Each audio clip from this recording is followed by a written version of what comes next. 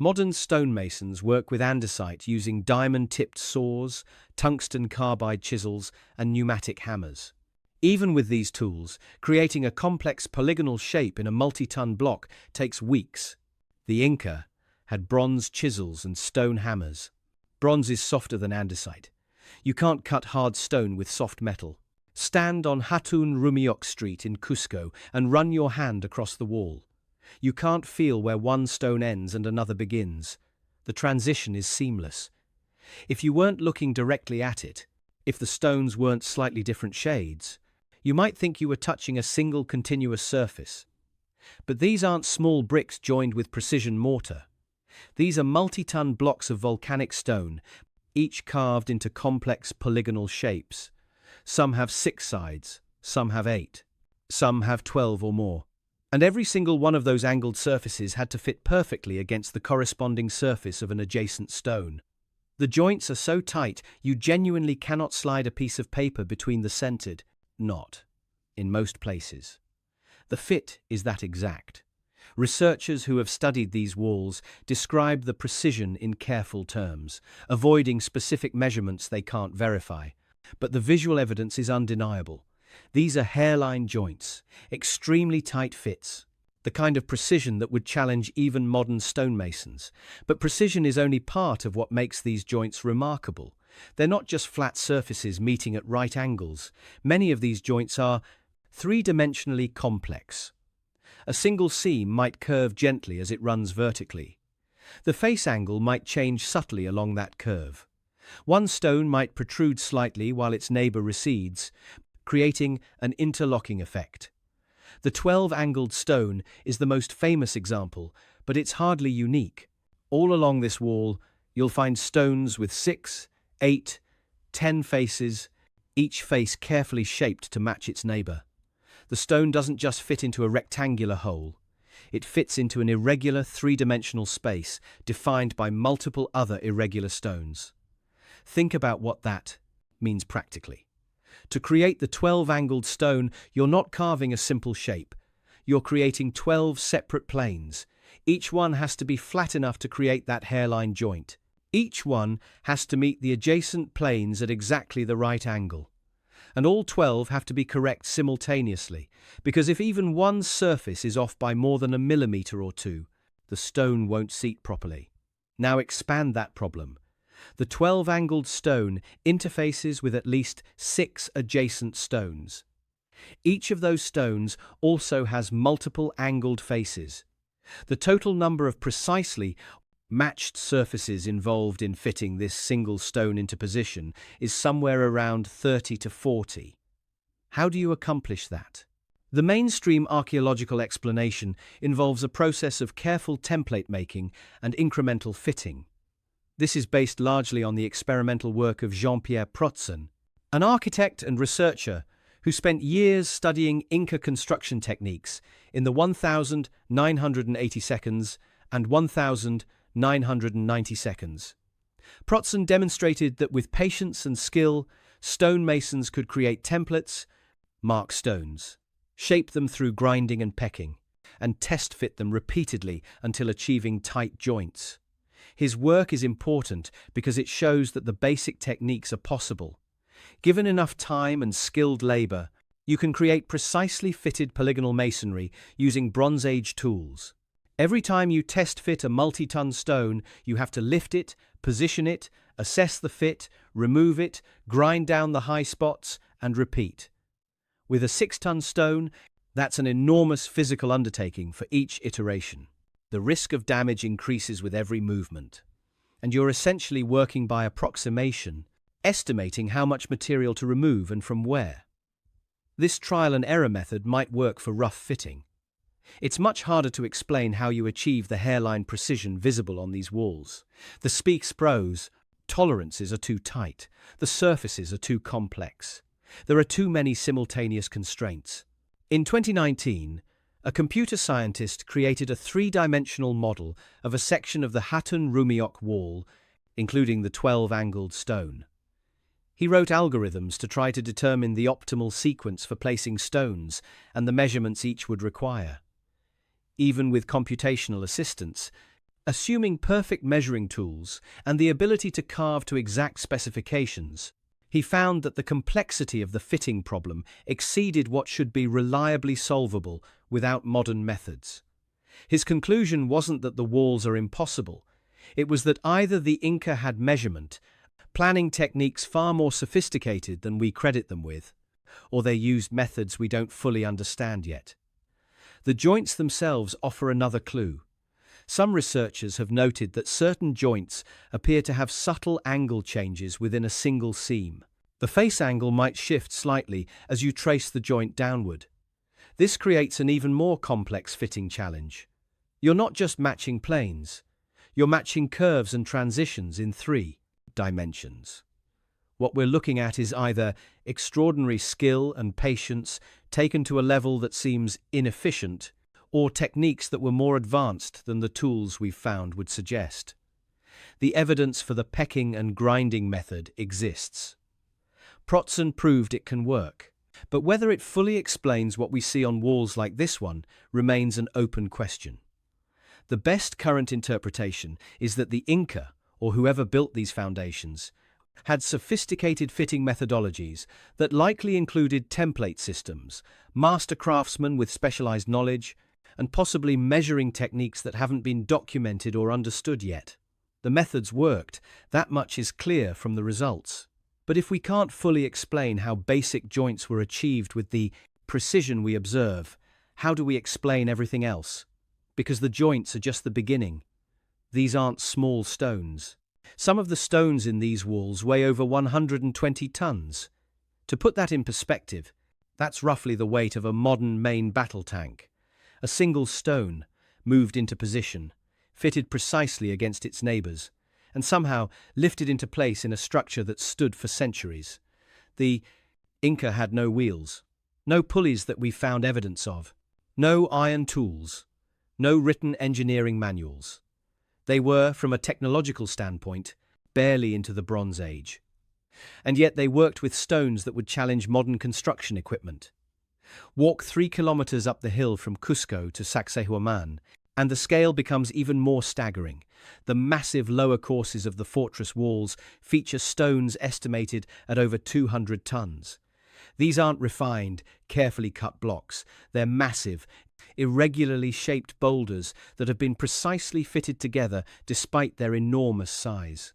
One stone at Sacsayhuaman is estimated at around 120 to 140 tons.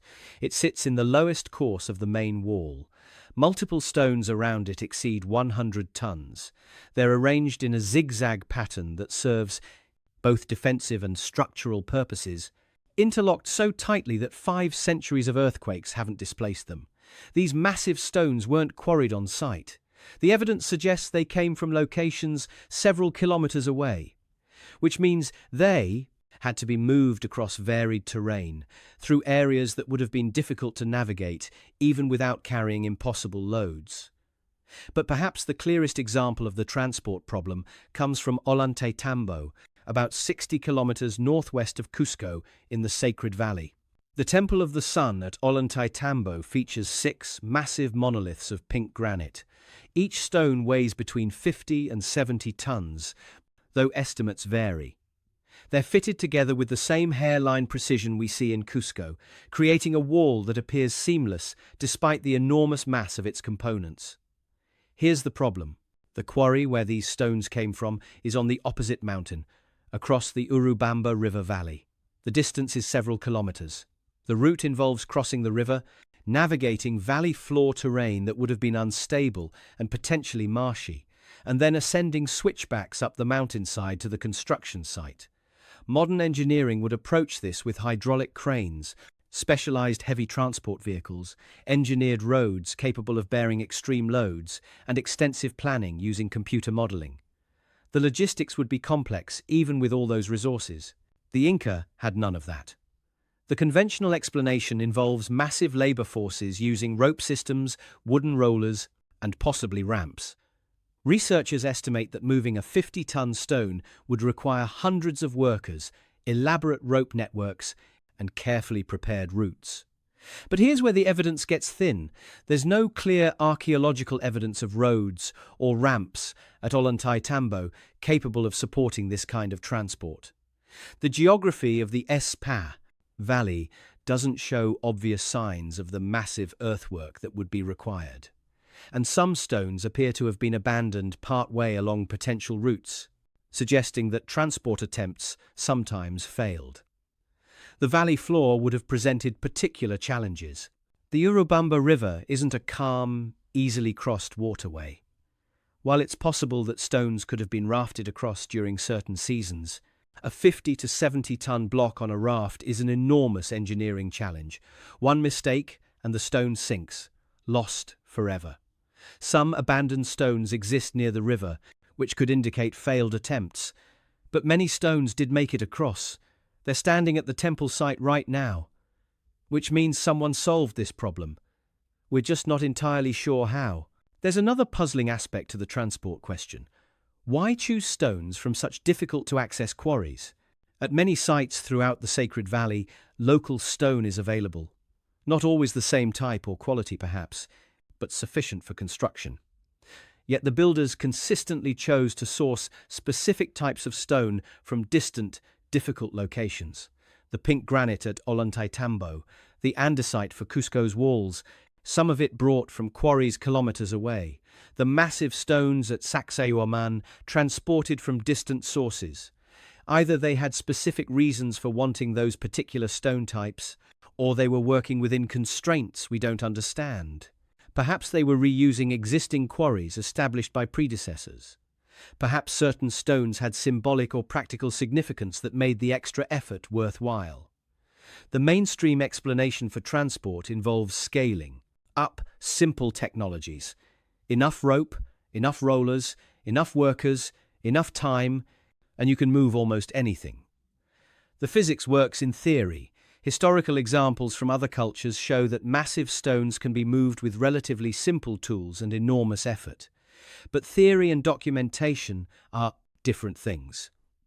We have limited archaeological evidence for exactly how these specific stones were moved over this specific terrain. The routes aren't well preserved. The infrastructure that would have been needed hasn't been found in most cases. What we do have are Spanish chronicles that mention something interesting.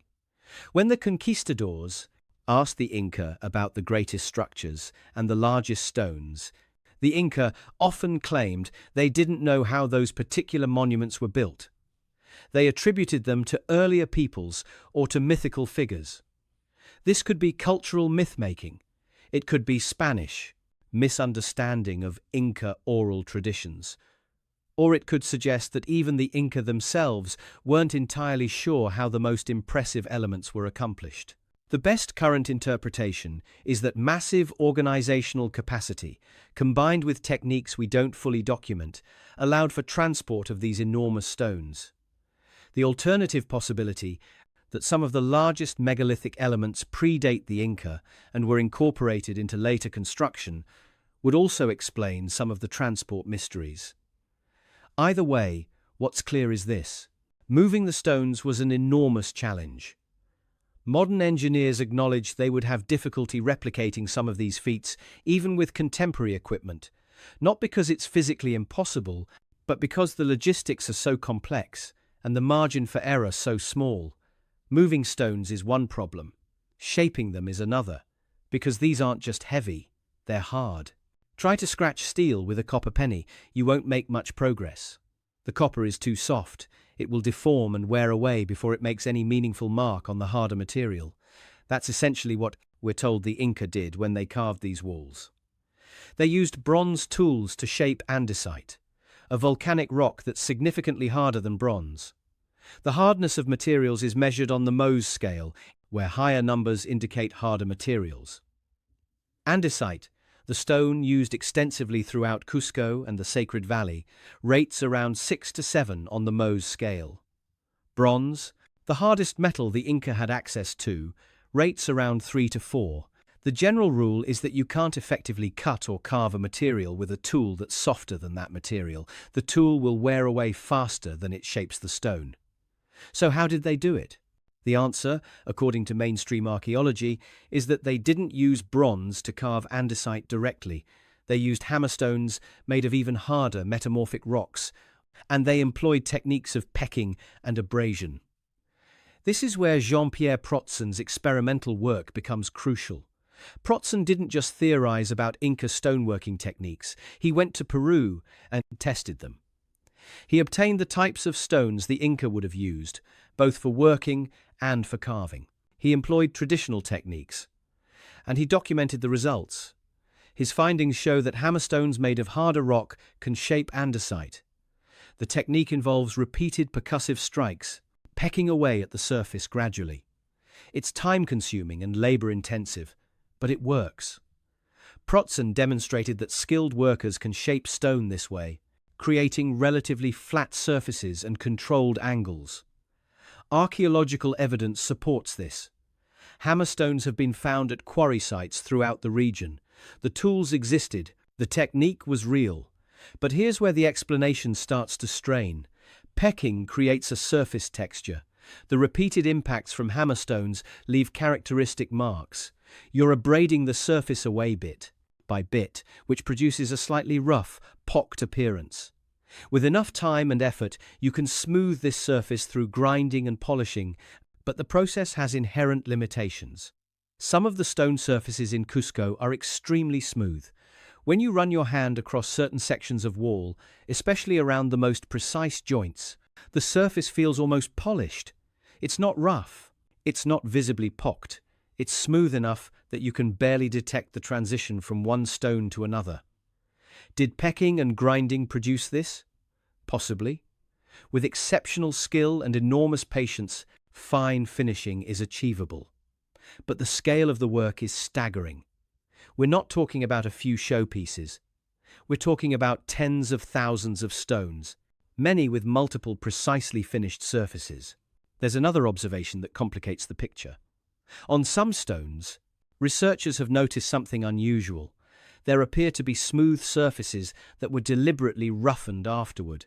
You can see what looks like a finer, smoother substrate with pocking marks overlaid on top.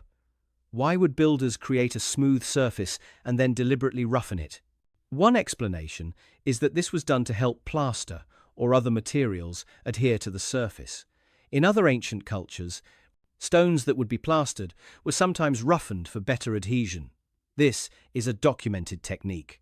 It's not mysterious, but it does suggest a more complex process than simple pecking from start to finish. It implies multiple stages: initial shaping, precision fitting and smoothing, and then selective surface treatment for specific purposes. The toolkit question extends beyond just shaping. There are other features on these stones that raise questions. Many blocks have protruding knobs or bosses. These are deliberately shaped protrusions, sometimes quite large, left on the surface of otherwise finished stones. The standard explanation is that these were lifting bosses, attachment points for ropes used to move the stones. This makes sense for some regular, symmetrically placed knobs, but many of the knobs we see are irregularly placed. Some are on surfaces where they wouldn't be useful for lifting. Some stones have knobs on what would be the top surface, which doesn't fit the lifting boss theory. Alternative explanations have been proposed, including symbolic or decorative purposes, but the truth is, we're not entirely certain what all these knobs represent or how they were created. What we can say is this: the available evidence shows that hammerstones and pecking techniques can work. Protsen proved it experimentally. The method is feasible, but whether it fully explains the range of surface finishes, the volume of work accomplished, and all the details we observe remains a matter of some debate among researchers. Some archaeologists are comfortable saying the mystery is essentially solved. Hammerstones plus skilled labor plus time equals these results. Others are more cautious, noting that our understanding of the complete toolkit and the full range of techniques is still incomplete. We know some of what they did. We may not know all of it. The best current interpretation is that the techniques worked, but our documentation of the exact processes may be missing details. Specialized knowledge held by master craftsmen might have included refinements, tricks of the trade, and methods that weren't obvious or didn't preserve in the archaeological record. What's not in dispute is the result. These stones were shaped. They were shaped precisely. And they were shaped by people working with pre-industrial technology. Even if we accept that the tools could work, there's still the timeline problem. Because these walls weren't built in isolation, they're part of a much larger construction program. And the pattern of how they were built tells a strange story. If you look closely at these walls, you'll notice something that seems backwards. The best stonework is at the bottom, the worst is at the top. In most technological development, we see improvement over time. Early attempts are crude. Later efforts refine the techniques. Quality increases as builders learn and improve. Here, it's reversed. The most precise, most sophisticated stonework forms the foundations. Later additions are progressively simpler and cruder. This pattern appears consistently across sites throughout the Sacred Valley, and it raises an uncomfortable question about who actually built what. The Peruvian researcher Alfredo Gamarra developed a classification system for the different architectural styles visible in Cusco and the surrounding region. His son, Jesus Gamarra, has continued this work. While not all archaeologists accept their entire framework, the basic observation of distinct construction styles is hard to dispute once you know what to look for. They identify three main categories. Han Pacha refers to architecture carved directly from living bedrock. You find this at sites where the natural rock of the mountain itself has been shaped into steps, altars, channels, and other forms. This work often appears extremely eroded, as if it's very ancient. Some surfaces show unusual characteristics, smooth sections that look almost melted or vitrified, though the cause of this appearance is debated. Urin Pacha is the megalithic stonework we've been discussing.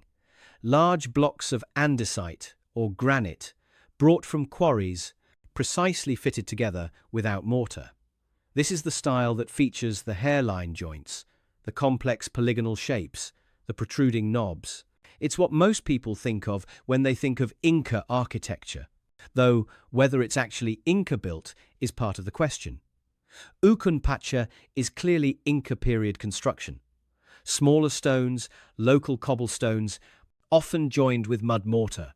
The precision is much lower. Gaps are visible between stones. The overall quality doesn't approach what we see in the Urin Pacha megalithic work. Now here's the pattern. When you find these styles together, which you do frequently throughout Cusco and the Sacred Valley, they appear in a specific order. The Han Pacha bedrock carving is the lowest and apparently oldest layer. When megalithic Urin Pacha construction is present, it's built around and on top of the Han Pacha work, often in a way that seems protective and respectful of the older carved bedrock. The Ukun Pacha Inca-style work is built on top of or around both earlier styles, clearly added later. Even within the Urin Pacha megalithic category, there's variation. The finest, most precise blocks tend to be in the foundations and lowest courses. As walls rise, the quality sometimes declines. Upper courses may show larger gaps, less complex shapes, cruder finishing. This is exactly backward from what you'd expect if the same culture was developing and refining a technique over time. At Sacsayhuaman, this pattern is stark. The massive lower courses feature stones of incredible size and precision. Some of these blocks are over 100 tons, fitted together with complex angles and hairline joints. They're essentially impossible to move without modern equipment, yet there they are, precisely placed. The upper courses, which clearly came later, are dramatically different. Smaller stones, less precision, visible gaps filled with smaller rocks. It's still good stonework by most standards, but it's not the same quality as the foundation. At Ollantaytambo's Temple of the Sun, you can walk behind the famous 6 monoliths and see crude stonework that looks almost primitive compared to the precision granite megaliths forming the main wall.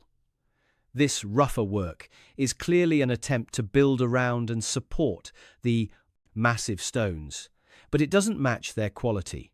The conventional explanation for this pattern is that it represents different functions. Foundations needed to be stronger, so they got better stonework. Visible courses could be less precise. Different teams worked on different sections. These are possible explanations, and there's certainly precedent in other cultures for varying quality based on function. But there's a problem with this interpretation. If the Inca were developing these techniques during the reign of Pachacuti in the mid-1400s, we should see a learning curve. Early attempts should be cruder. Later work should show refinement and improvement. Master stonemasons should be training apprentices, spreading knowledge, improving methods over time. Instead, we see the opposite. The finest work appears to be the oldest, buried deepest in the foundations. Later additions show reduced quality, not improvement. There's also no clear evidence of a practice phase, no sites where you can see experimental work or failed attempts at this level of precision. The megalithic construction appears fully developed from the start, with no obvious precursors. One way to explain this pattern is through catastrophic knowledge loss. Perhaps the Inca did develop these techniques, reached a peak of sophistication, and then something disrupted the knowledge transmission. Master craftsmen died without fully training replacements. Social upheaval interrupted the apprenticeship system. The techniques were lost within a generation or two. This is possible. Knowledge can be lost, especially when it's transmitted orally and through hands-on training rather than being written down. We have examples from other cultures of sophisticated techniques being lost when circumstances disrupted their transmission. The alternative explanation is that the Inca didn't develop these techniques at all. They inherited them. They found structures that were already built, partially ruined, and they did their best to maintain, repair, and add to what they found. This would explain several things simultaneously. It would explain why the best work appears oldest. It would explain why there's no visible learning curve. It would explain why later Inca construction is clearly different in quality and technique. And it would explain something else we'll get to shortly. What the Inca themselves said about these structures. The pattern appears across too many sites to be coincidence. At Pisac, at Kenko, at sites throughout the Sacred Valley, you see the same layering. Ancient carved bedrock at the base, megalithic precision stonework built around it, cruder Inca period additions on top. The best current interpretation acknowledges that either there was a dramatic loss of specialized knowledge between generations, which is possible but would require explaining what caused such sudden and complete loss, or the construction represents multiple building phases, possibly separated by significant time, with the Inca serving as inheritors and renovators rather than original builders of the most sophisticated elements. There's no scientific consensus on this question. Most mainstream archaeology attributes all the construction to the Inca period.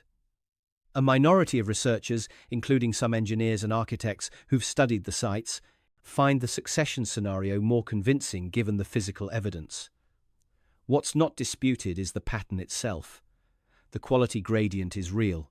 You can observe it at site after site, and it shows degradation over time, not improvement.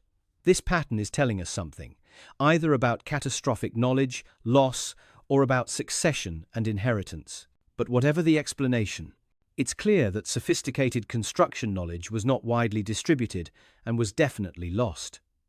This raises another question.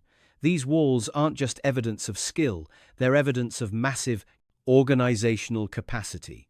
Someone had to plan all this. Someone had to coordinate the quarrying, transport, shaping, and fitting of tens of thousands of stones across multiple sites. And that brings us to the question of how any of this was possible without the very tools that make large-scale construction manageable. The walls themselves are impossible enough. But getting them here? That creates whole new problems. The quarry for Ollantaytambo's Temple of the Sun is on the opposite mountain, across the Urubamba River Valley, up switchbacks carved into steep terrain, several kilometers from the construction site. Look across the sit to Valley from Ollantaytambo and you can see it, the quarry site, where massive blocks of pink granite were extracted. Some still remain there, partially worked, abandoned for reasons we can only guess. Getting those stones from there to here should have been nearly impossible. The route involves crossing the valley floor, which historically would have been unstable, ground prone to flooding, then crossing the Urubamba River itself, which even in dry seasons is a significant waterway, then ascending steep switchbacks up to the temple site, which sits on a mountainside terrace hundreds of feet above the valley floor. Modern engineers looking at this route point out that you would need engineered roads capable of bearing extreme concentrated loads. You'd need bridge infrastructure to cross the river. You'd need multiple crews and heavy equipment. You'd need careful planning and probably months of preparation for each stone. The Inca had none of these things, and yet the stones are here. 6 massive monoliths standing at the Temple of the Sun, each weighing an estimated 50 to 70 tons, made of pink granite that came from that quarry across the valley. How? The conventional explanation involves rope systems, wooden rollers, and massive labor mobilization. Hundreds of workers pulling in coordinated teams, possibly rafts or pontoon bridges to cross the river during favorable conditions, temporary ramps built and then dismantled after use. All of this is theoretically possible. The physics works. Other cultures have moved heavy stones using similar, simple technologies. The question isn't whether it could be done in principle. The question is whether we have good evidence it was actually done this way in this specific context. And that evidence is surprisingly limited. The valley floor doesn't show clear signs of ancient roads engineered to handle these loads. No substantial ramp remnants have been identified along the most logical routes. The riverbank areas don't preserve obvious infrastructure for stone transport. Now, absence of evidence isn't conclusive. Wooden rollers rot away. Rope systems leave no trace. Temporary ramps could have been dismantled and the materials reused. Centuries of erosion, flooding, and landscape change could have erased signs of transport infrastructure. But there's another piece of evidence that complicates the picture. Some stones were abandoned. Near the quarry and at points along potential transport routes, researchers have found partially worked stones that appear to have been left in place. Some are quite large. They show evidence of initial shaping but were never completed and moved to their final positions. These abandoned stones could indicate that transport attempts sometimes failed, that the effort was too great, or the stone broke, or something went wrong in the logistics. This suggests the process was difficult and not always successful. Yet many stones did make it. The temple stands as proof that whatever challenges existed, they were overcome often enough to complete at least part of the intended structure. There's another puzzling aspect to the quarrying itself. At Ollantaytambo, you can see what's called the Wall of Living Rock, where the quarry face shows clear extraction marks. The cuts are remarkably clean. The surfaces left behind are smooth, and many of these extraction sites are high up on the cliff face, more than 130 feet above the valley floor in some locations. Why quarry stones from such difficult-to-access positions? How were the stones lowered from these heights without damage? Modern quarrying would use cranes and carefully engineered lowering systems. What did the ancient builders use? We don't have clear answers. There are no obvious ramp systems preserved on the quarry face. No clear evidence of the infrastructure that would be needed to lower multi-ton blocks down a vertical cliff face safely. The same pattern appears at other sites. At Sacsayhuaman, stones were brought from quarries several kilometers away. The exact routes aren't well documented. The method of transport remains debated. Some researchers have suggested that the Inca used a technique of rocking stones back and forth on curved bases, essentially walking them slowly along prepared paths. This might work for moving stones short distances. It seems less practical for multi-kilometer transport over varied terrain. Others have proposed more elaborate rope and timber ramp systems, scaled up from techniques that are known to work with smaller stones. Again, possible in principle, but hard to verify archaeologically. And then there's the question of why certain stones were chosen in the first place. Local stone is available at most of these construction sites. Not always the same type or quality as what was imported, but sufficient for building. Yet the builders consistently chose to source specific stone types from distant, difficult-to-access locations. The pink granite at Ollantaytambo, specific types of andesite for Cusco's walls. The massive stones at Sacsayhuaman quarried from sites that required significant transport, effort. Either they had very specific reasons for wanting those particular stone types, aesthetic preferences, symbolic significance, physical properties, or they were working within constraints we don't understand. Perhaps they were following existing quarry traditions established by earlier builders. There's something else worth noting in the Spanish chronicles. Multiple sources mention that when conquistadors asked the Inca about the great structures and how they were built, the Inca often expressed uncertainty about the most impressive elements. They attributed major monuments to earlier peoples or to the work of mythical figures associated with the creation of the world. This could be cultural, storytelling. Many societies attribute ancient monuments to gods or legendary heroes. It could also be Spanish misunderstanding or misrepresentation of what they were told, but it's worth considering the possibility that it might be literally true, that the Inca themselves weren't entirely certain how some of these monuments were created because they inherited them rather than building them from scratch. If that's the case, the transport mystery becomes even more complex. It might not be one question, but two different questions layered on top of each other. How did the original builders move these stones? And how did the Inca modify, repair, and add to what they found? The best current interpretation acknowledges that massive organizational capacity was required, that simple technologies scaled up with enough labor can accomplish remarkable things, but that our specific documentation of methods is incomplete. The alternative possibility that some of the most difficult transport was accomplished by earlier builders using techniques that weren't preserved remains open for some researchers, though not widely accepted in mainstream archaeology. What's clear is this: the logistics were extraordinary, the challenges were real, and the fact that it was accomplished at all demonstrates capabilities that continue to impress even modern engineers. But here's another problem. Moving the stones is one challenge. Knowing exactly where to put them and how they fit together is another. And that requires planning. Detailed, complex, three-dimensional planning. The kind of planning that typically requires written records, mathematical notation, and the ability to work out problems on paper before committing to them in stone. The Inca had none of those things. To fit the 12-angled stone into its position in the Hatun Rumiok wall, every one of its 12 surfaces had to match adjacent stones perfectly, all at once. If even one surface was off, the stone wouldn't seat properly, and you'd have to start over or make compromises that would reduce the precision. Each of those 12 surfaces meets at least one other stone, often multiple other stones. And those stones also have multiple angled faces that need to align with their neighbors. This isn't a simple jigsaw puzzle.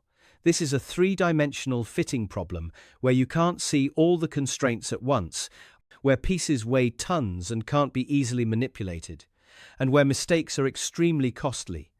How do you plan this without written mathematics? Without the ability to draw accurate diagrams? Without calculating angles on paper and working out the geometry before you commit to carving? The Inca had no written language, no paper, no mathematical notation system that we've discovered in the archaeological record. Knowledge was transmitted orally and through apprenticeship. Plans, if they existed, would have been in the minds of master builders, or perhaps represented through physical models or templates. Modern construction planning for anything this complex would use computer-aided design software. Architects would model the entire structure digitally, work out stress points and load distribution, calculate precisely how each element fits with its neighbors, and generate detailed specifications for workers to follow. Even before computers, complex architecture required extensive written plans, mathematical calculations, and drawn diagrams. The Gothic cathedrals of medieval Europe were built using detailed architectural drawings and geometric knowledge that was written down and transmitted through guilds. How do you accomplish similar complexity without any of that?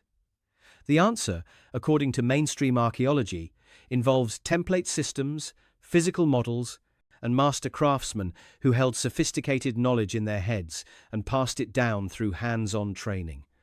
This isn't impossible. Human memory and spatial reasoning are remarkable.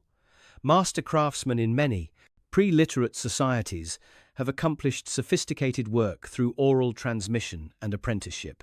Medieval cathedral builders in some periods worked with limited written documentation, relying heavily on tradition and practical experience. The template theory suggests that builders created physical templates, possibly from wood or other materials, that represented the shapes needed for particular stones. These templates could be tested against already placed stones. New stones could be marked based on the templates and then carved to match. This method works for relatively simple shapes. But the polygonal masonry of Cusco involves stones that interface with multiple neighbors in 3 dimensions. The 12-angled stone doesn't just sit against one other stone. It touches at least 6 others, each contact requiring precision. How do you create templates for that? How many templates would you need? And there's another constraint. You can't carve stones in complete isolation and then bring them all together at the end. The fitting has to be incremental.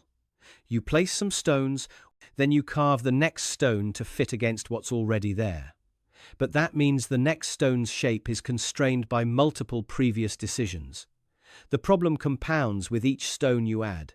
In 2019, a computer scientist named Ruben de Jong created 3-dimensional models of sections of the Hatun Rumiok wall.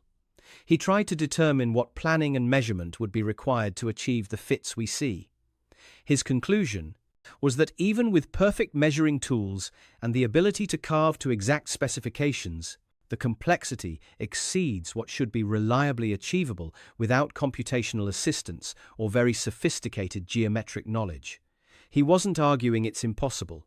He was noting that either the builders had measurement and planning methods significantly more advanced than we typically credit Bronze Age societies with, or they were using techniques we don't yet understand.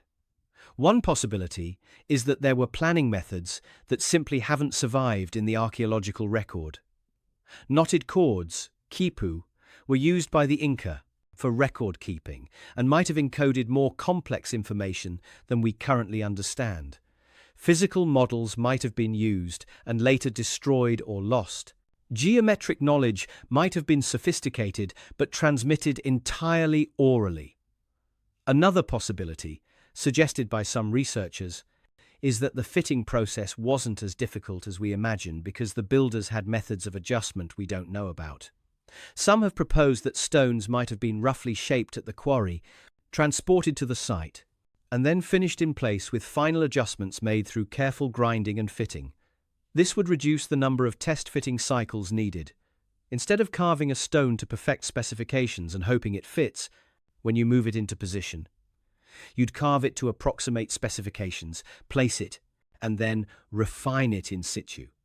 The challenge with this theory is that grinding away material from a multi-ton stone that's already in position is difficult. You need access to all the surfaces that require adjustment. Some of these surfaces are on the bottom or back of stones, not easily accessible once the stone is placed. Still, it's possible that a combination of methods was used. Rough shaping at the quarry, transport to site, more detailed shaping with the stone near its final position, placement with lifting systems that allowed some access to contact surfaces, final adjustments through careful grinding, specialized tools or techniques for checking alignment that haven't been preserved or recognized. What we do know is that the planning was somehow accomplished. The walls exist. The fits are real. Thousands of these precisely fitted stones are standing in Cusco and throughout the Sacred Valley. The mainstream view is that this represents sophisticated empirical knowledge held by specialized craftsmen. They understood geometry practically even if they didn't write it down. They used templates, physical models, string and stake layouts, and accumulated experience to solve the planning problems. The methods were adequate for the task, even if we can't fully document every detail of how they worked. The alternative view, held by some engineers and researchers who've studied the sites, is that there are gaps in this explanation, that some aspects of the planning and fitting seem to require knowledge or techniques that go beyond what simple templates and empirical methods should allow, that we might be missing important pieces of how this was actually done. Either way, the planning problem was solved, somehow, and the result is walls that have stood for centuries. But planning is one thing, execution is another. And some of these walls show features that are difficult to explain even with perfect planning. Some stone surfaces in Cusco show unusual characteristics that don't quite match what we'd expect from the documented techniques. Walk along various walls and you'll notice variation in the surface finishes. Some stones have visible pocking marks, the characteristic texture you'd expect from hammerstone pecking. Other stones are smoother, much smoother, almost polished in places. This variation isn't random. Often within the same wall, you'll see stones with different surface characteristics. Some appear to have rough surfaces, as you'd expect from pecking and grinding. Others have surfaces so smooth that when you run your hand across them, they feel almost glassy. What accounts for this difference? One explanation is simply different levels of finishing. Perhaps some stones were intended to be more visible or more important, and therefore received extra polishing. Perhaps different work teams had different standards or skill, 2 levels. Perhaps the variation represents different construction phases with changing techniques or priorities. All of these are plausible. Surface finishing can vary for many reasons, but there's another observation that's harder to explain through simple variation in finishing effort. On some stones, you can see what appears to be a smooth substrate with pocking marks overlaid on top. It looks as though the surface was originally smooth and was deliberately roughened afterward. You can sometimes see this transition, where a smoother undersurface is visible and then pocking marks have been added. Why would builders create a smooth surface and then deliberately make it rougher? The most straightforward explanation is that this was done to help materials adhere to the surface. In other ancient cultures, stones that would be plastered were often roughened to create better adhesion. The smooth surface would be the result of careful shaping and fitting. Then, once the stone was in place, selected surfaces would be roughened so that plaster or stucco could be applied. This is a known technique. It's not mysterious, and it makes functional sense. But it does tell us something important about the process. It suggests that there was an initial smooth finish achieved during the fitting phase. This smoothness would require careful work, perhaps with fine abrasives or polishing. Then, after placement, some surfaces were deliberately textured. This implies a more complex process than simply pecking away at stone until it roughly fits. It suggests precision work followed by selective surface treatment. There's another feature that raises questions: the protruding knobs or bosses that appear on many of the megalithic stones. The standard explanation is that these are lifting bosses, attachment points for ropes used to move stones. This makes sense for regularly placed, symmetrical knobs.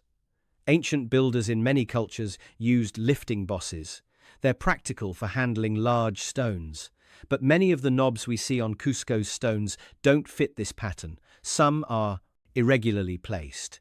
Some are on surfaces where they wouldn't be useful for lifting. Some stones have knobs on what would be the top surface when in position, which doesn't match the lifting boss theory. Alternative explanations have been proposed: symbolic or decorative purposes, structural reasons we don't understand, remnants of an earlier construction phase that were left in place when stones were repurposed. The honest answer is, we're not entirely certain what all these knobs represent. Some probably were for lifting, others might have served different purposes. The variation in their placement and characteristics suggests they weren't all created for the same reason. One thing we can observe is that the surfaces around these knobs are often carefully finished. The knobs aren't just rough protrusions, they're shaped forms integrated into otherwise precisely worked surfaces. This suggests they were intentional features, not just convenient handholds left over from quarrying. Another surface characteristic worth noting: some stones show what appear to be very fine, almost parallel marks or striations. These could be tool marks from the finishing process. They could be natural features of the stone, accentuated by weathering. Interpreting these features requires careful analysis, and different researchers sometimes reach different conclusions. What we can say with confidence is this: the surface conditions of stones in Cusco vary in ways that suggest a multi-stage process. There was rough shaping, probably through pecking and abrading with hammerstones. There was precision fitting that required creating smooth, accurate surfaces at contact points. There may have been final polishing or finishing in some cases. And there was sometimes deliberate roughening for functional purposes after placement. The mainstream interpretation is that all of this is consistent with Bronze Age stoneworking techniques, just applied with exceptional skill and effort. The methods existed. They worked. The variation we see represents different stages of the process and different functional requirements. Some researchers, particularly those with engineering backgrounds, are less certain. They note that some of the surface finishes seem finer than what pecking and grinding typically produce. They observe features that don't quite match expected tool signatures. They point to precision that seems to exceed what simple templates and trial and error fitting should reliably achieve. These concerns don't prove anything definitively. They suggest that our understanding of the complete toolkit and the full range of techniques might be incomplete. That there could be refinements or methods that weren't obvious, didn't preserve in the archaeological record, or were specialized knowledge held by a small group of master craftsmen. The best current interpretation acknowledges that the techniques involved multiple stages: rough shaping at quarries using hammerstones, transport to sites, precision fitting requiring careful measurement and fine-tuning, surface finishing that varied based on purpose, and possibly later modifications or additions by subsequent builders. What's not in dispute is the result. These surfaces exist, the precision is real, and whatever techniques were used, they worked well enough to create stonework that has lasted for centuries and continues to impress anyone who examines it closely. The methods are one mystery. But there's another question that's equally puzzling: the timeline. Because according to the official history, all of this supposedly happened in one man's lifetime. And that claim creates its own set of problems. Emperor Pachacuti Inca Yupanqui, the ninth Sapa Inca, ruled from approximately 1438 to 1471 CE. That's roughly 30 years. In that time, according to mainstream Andean archaeology, he transformed Cusco from a regional center into an imperial capital, initiated the construction of Machu Picchu, built or rebuilt sites throughout the Sacred Valley, and oversaw a massive expansion of Inca territory and power. He's credited with being one of history's great empire builders. The Inca expansion that led to the largest pre-Columbian empire in the Americas is largely attributed to his vision and organizational genius. And according to the conventional timeline, pretty much all the sophisticated stonework we've been discussing was accomplished during his reign or shortly after. Let's think about what that means in practical terms. Conservative estimates suggest tens of thousands of precisely fitted polygonal stones across multiple major sites. Cusco itself has extensive megalithic walls. Sacsayhuaman involves massive fortification walls with stones exceeding 100 tons. Ollantaytambo has the Temple of the Sun and other significant structures. Pisac, Chinchero, Cuenco, and dozens of other sites all feature sophisticated stonework attributed to this same period. We've seen from experimental archaeology that creating even relatively simple polygonal stones is extremely labor-intensive. We've noted the challenges of quarrying, transport, shaping, and fitting. Now multiply that by tens of thousands of stones across dozens of sites, and try to fit it into a 30-year period. The mainstream explanation is that this was possible through massive mobilization of labor. The Inca had a tribute labor system called mita, where communities owed labor service to the state. During Pachacuti's reign and the reigns of his immediate successors, this system was used to organize enormous workforces. Thousands of workers could be deployed simultaneously across multiple projects. With enough workers, enough organization, and careful planning, you can accomplish remarkable things in a short time. The scale of the achievement reflects the organizational sophistication of the Inca state, not impossibility. This explanation works up to a point. Large-scale construction with massive labor mobilization is well documented in other ancient societies. The pyramids of Egypt, the Great Wall of China, Roman aqueducts and roads all represent enormous projects accomplished through organized labor over relatively short periods. But there are some things about the Cusco timeline that don't quite fit this pattern. First, there's no clear evidence of a practice phase or technique development period. When new construction technologies emerge, you typically see a learning curve. Early attempts that are less refined. Experimental approaches that get abandoned. Gradual improvement as methods are perfected. The megalithic polygonal masonry of Cusco appears fully developed from the start. The earliest examples we can identify show the same level of sophistication as later ones. There's no obvious progression from crude to kapik, refined, from experimental to mastered. Second, the quality doesn't degrade across different sites in a way that would suggest learning or improvement. If teams were developing these techniques during Pachacuti's reign, you might expect variation between early projects and later ones. But the stonework at different sites is consistently sophisticated. No clear pattern of improvement or refinement over time.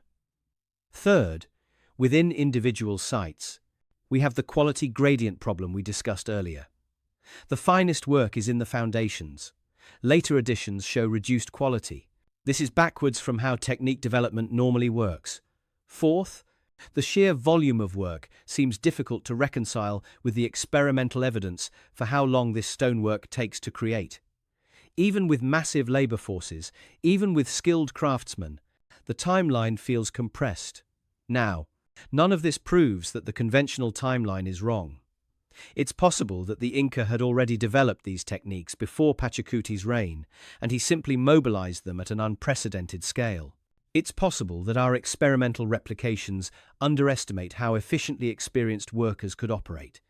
It's possible that the organizational capacity of the Inca state at its peak was sufficient to accomplish what seems logistically improbable to us. But there's another piece of evidence worth considering, something the Inca themselves said about these structures. And what they said challenges the conventional attribution in an interesting way. When Spanish chroniclers arrived in Peru, in the 1,530 seconds and 1,540 seconds, they were amazed by what they found. The stonework of Cusco and the Sacred Valley impressed them deeply. They wrote extensive descriptions of the architecture, the precision, the scale of the construction. And when they asked the Inca who built these structures, they got a surprising answer. The Inca said they didn't know. This appears in multiple Spanish sources. Pedro Chiesa de Leon, writing in the 1,550 seconds based on direct observation and interviews with Inca informants, described great walls and structures that the Inca themselves attributed to a time before their empire. He reported that the Inca spoke of earlier builders with knowledge and capabilities that were not fully understood by their descendants. Garcilaso de la Vega, himself of Inca royal descent and writing in the early 1600s, made similar claims. He stated that the most impressive stonework was ancient even to the Inca, who did not know the methods by which it was created. Now, we need to be careful with Spanish chronicles. The Spanish had their own biases and agendas. They often misunderstood indigenous beliefs and practices. They sometimes deliberately misrepresented what they were told to justify conquest or to fit Christian worldviews, and indigenous oral histories often include mythological elements. Attribution of great works to gods or legendary figures is common across cultures. It doesn't necessarily mean literal claims of earlier civilizations, but multiple independent Spanish sources report similar stories. And the Inca accounts they recorded often distinguished between structures the Inca built and older structures they inherited or modified. Some structures were clearly attributed to recent Inca rulers. The chroniclers recorded which emperor built which palace or temple. But the greatest megalithic works, particularly the most impressive foundations, were often attributed to earlier times or to mythical figures associated with creation. There's physical evidence that supports at least some succession in construction. Remember the pattern we discussed of the first 7 high Incas, each establishing their palaces by rebuilding or repurposing existing megalithic courtyards, while later Incas built with local cobblestones. This suggests that when the Inca established their capital in Cusco, there was a limited supply of suitable megalithic structures already present. The first rulers could each claim one of these existing courtyards and rebuild it for their use.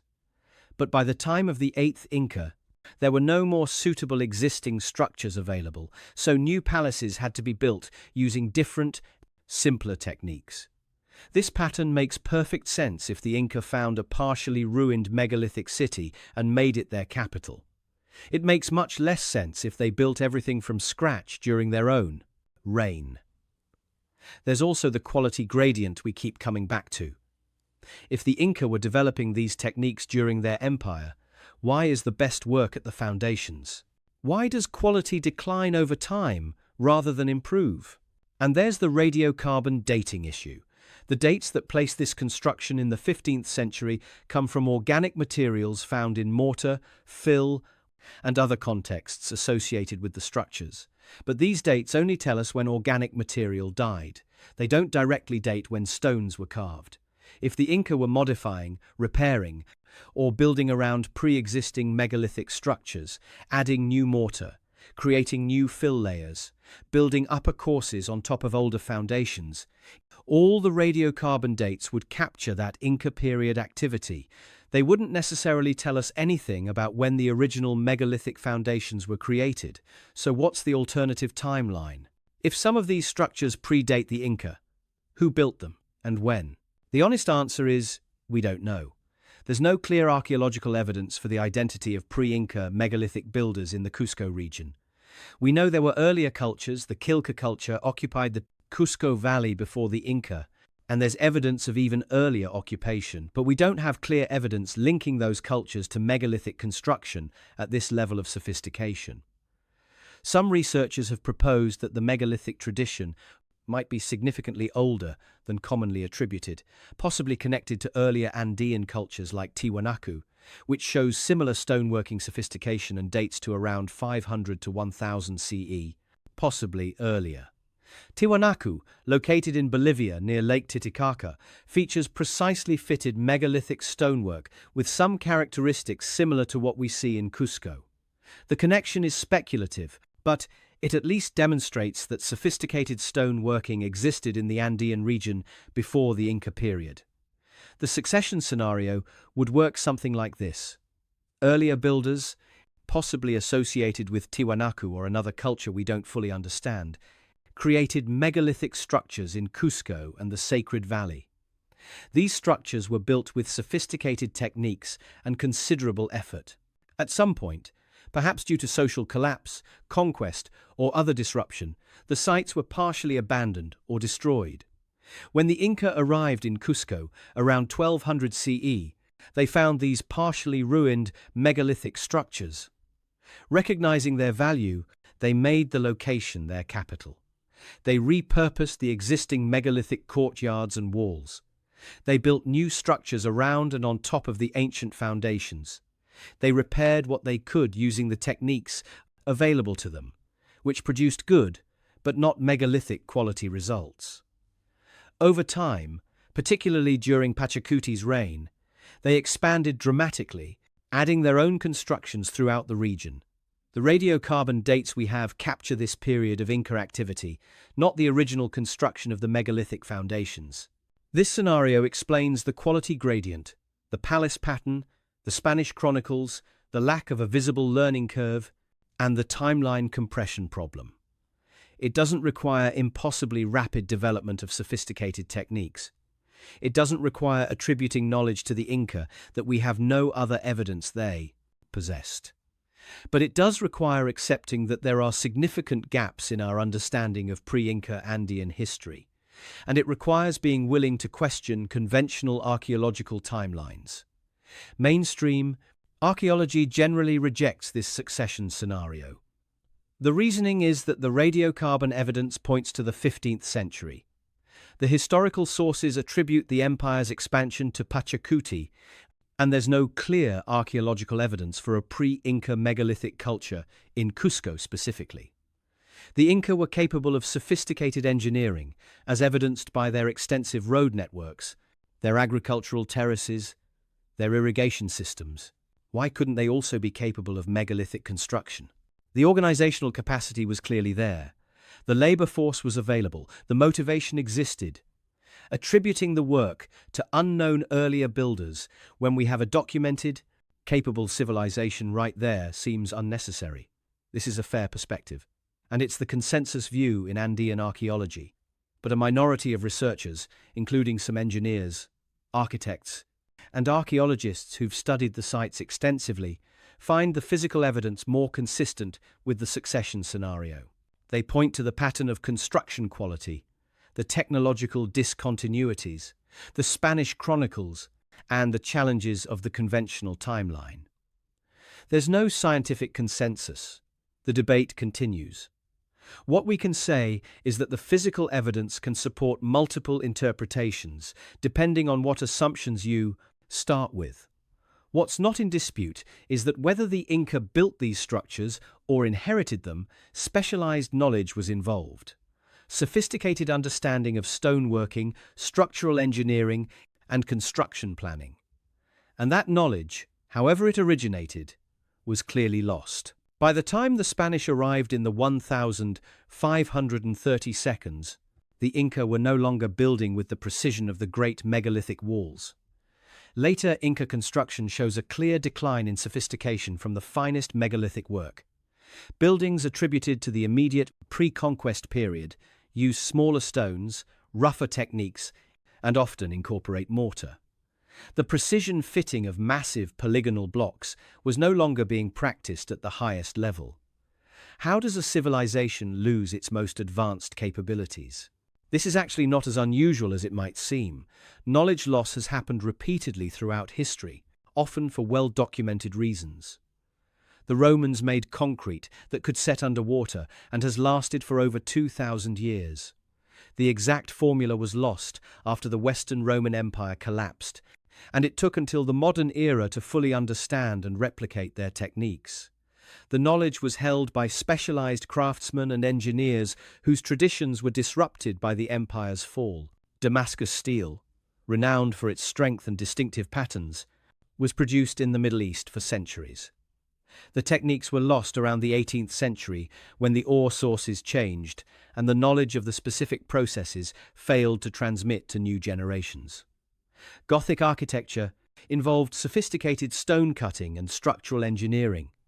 When the Renaissance shifted architectural tastes and the guild system that transmitted this knowledge began to break down, many specific techniques were lost or had to be rediscovered later.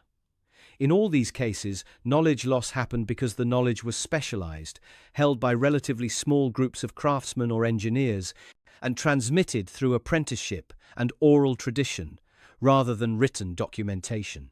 When the social or economic structures that supported these guilds and training systems were disrupted, the knowledge went with them. The Inca had no written language. All technical knowledge was transmitted orally and through hands-on apprenticeship.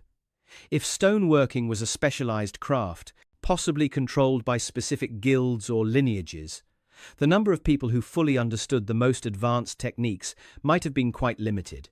The Spanish conquest was catastrophically disruptive. The Inca Empire collapsed rapidly. The social structure was shattered. Elite classes were decimated. Religious and administrative systems were destroyed.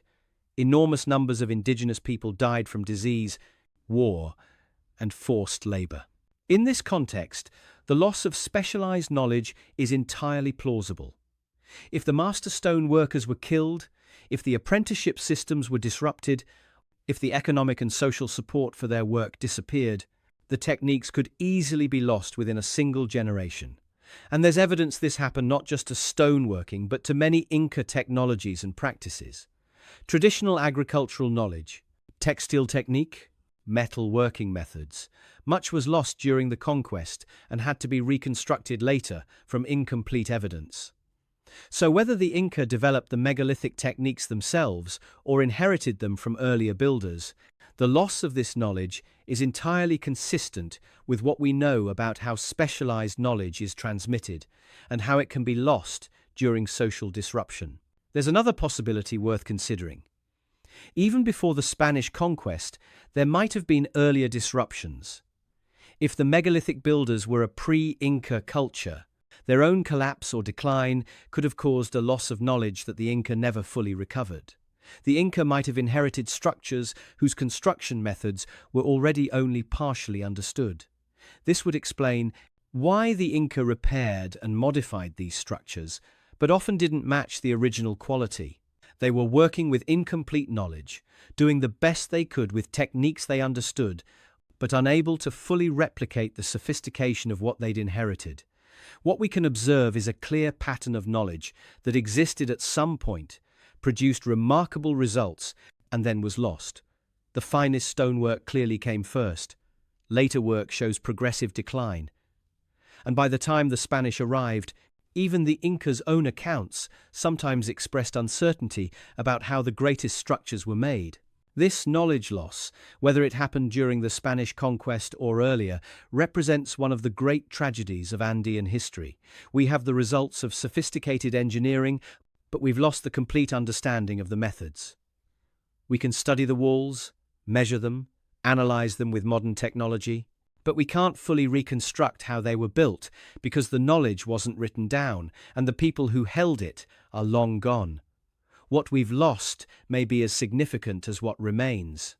The walls themselves are evidence of capabilities we can observe but not entirely explain. They're reminders that knowledge can be fragile, that it can be lost, and that sometimes all that survives is the work itself, standing silent while we try to puzzle out how it was done.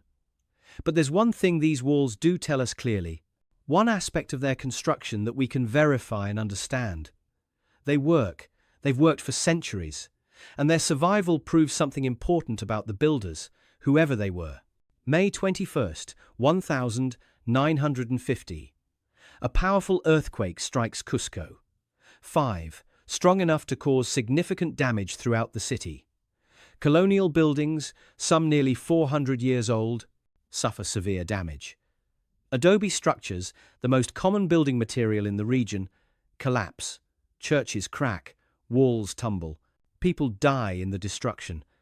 And the Inca walls stand. Not just stand, they're virtually undamaged. The massive stones of Sacsayhuaman don't budge. The precise polygonal masonry of Cusco's streets remains intact. The megalithic foundations that have supported colonial buildings continue to do exactly what they've been doing for centuries, bearing loads and distributing stress without failing. This isn't ancient history or archaeological speculation. This is documented modern observation. Engineers and architects who examined the city after the earthquake noted the stark contrast between the colonial damage and the slowly survival of the Inca stonework. It's happened repeatedly.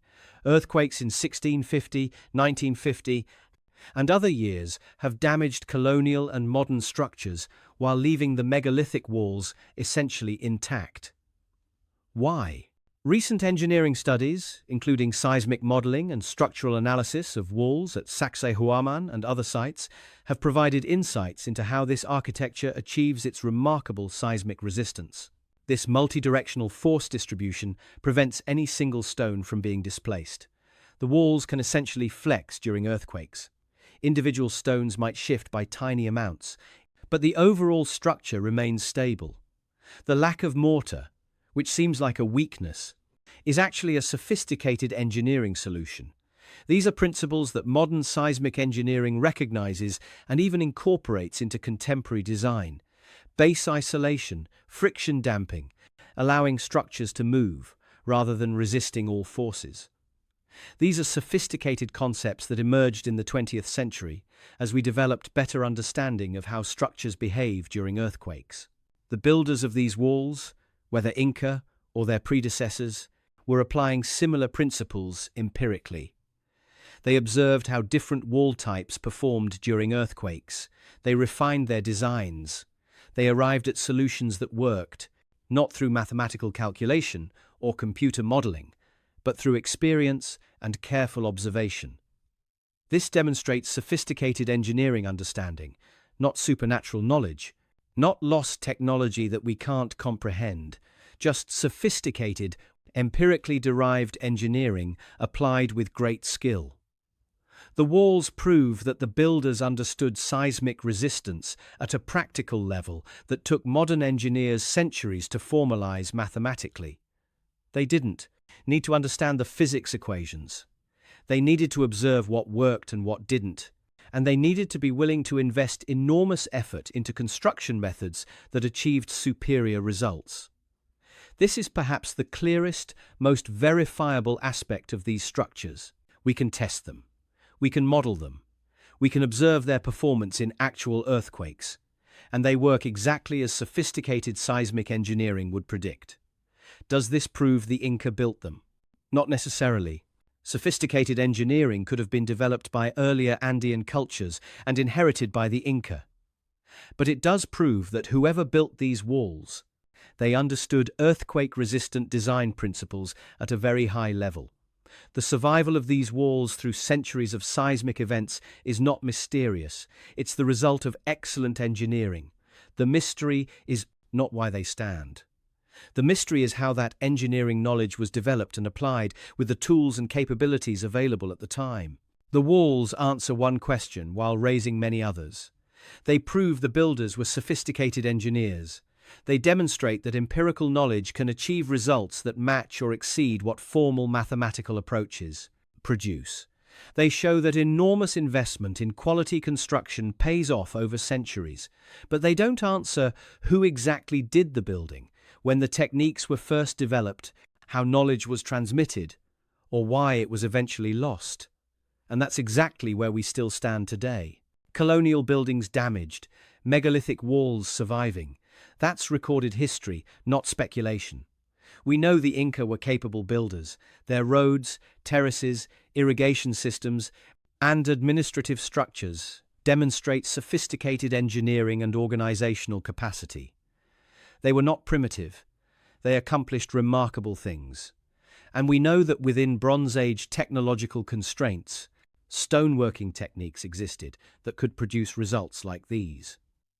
Jean-Pierre Protzen's experimental work demonstrated that hammerstones can shape andesite. Templates can guide fitting. Skilled craftsmen can achieve precision through patience and expertise. Those are the certainties. Now, what remains unresolved? The timeline questions.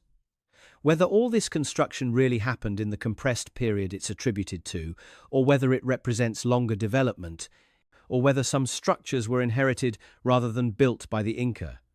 The quality gradient. Why the finest work appears to be the oldest, why later additions show decline, and what this pattern tells us about development versus succession. The complete toolkit. We know some techniques. We may not know all of them. There might be methods that weren't preserved or recognized in the archaeological record. The planning methods. How three-dimensional fitting problems this complex were solved without written mathematics or computational tools. The transport logistics. The routes. The methods. The infrastructure that allowed movement of massive stones across difficult terrain. And the succession accounts, what the Spanish chronicles mean when they report Inca uncertainty about the greatest structures.